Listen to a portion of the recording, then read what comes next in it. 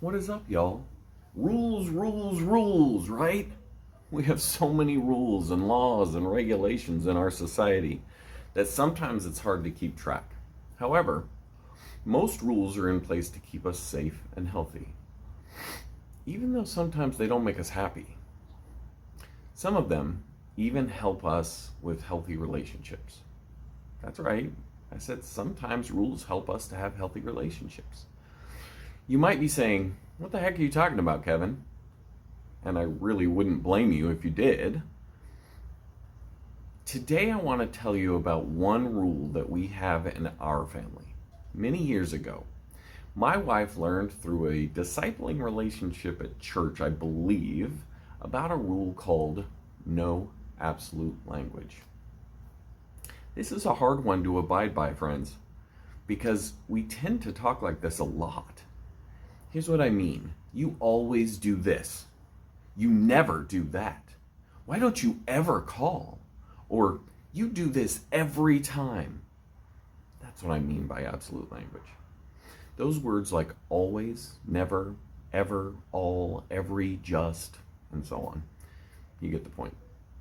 We may really feel this way, like the person always or never does or doesn't do something. Is it true though? Probably not. And what does language like this do to you, the other person, and the relationship between you? Well, first off, it probably makes you believe the exaggeration even more, and it helps you to feel justified for what you're saying or doing. Then on the flip side, it probably makes them feel upset because they know that they do or don't do that thing at least some of the time. Have you ever felt that way? I know I have a lot of times in my life. It makes you feel like the other person that's saying the words doesn't really see you and is only seeing the negative things that you do. It hurts. This is complicated because the person saying the words feels this way in the moment, which means it's probably too true in this instance, and this makes them feel as though it's an absolute. This is called the horn and halo bias. Simply, this can mean that if someone does or says something you deem as good early on in a relationship, it can cause us to put a halo on them and believe they always do good into the future. If they do or say something you deem as bad early on in the relationship, we put these horns on them that cause us to believe that they always do bad into the future. You with me? Okay, so what does absolute language or putting the horns on someone do to the relationship? It creates rifts between us.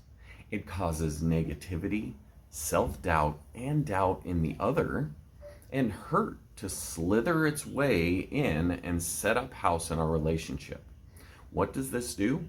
It destroys relationships. That's what it does. Yes, something as simple as absolute language can do that. Believe it. I want to challenge you today to watch your language. Really think about the words you're saying and see how often you use words like always, never, ever, just, every, all, and so on. Of course, pay attention to the context in which you use them because they can be used positively as well. However, a lot of the time they're not. Really pay attention to it and make an effort to stop using absolute language today for you, the other person, and your relationship. Think about it.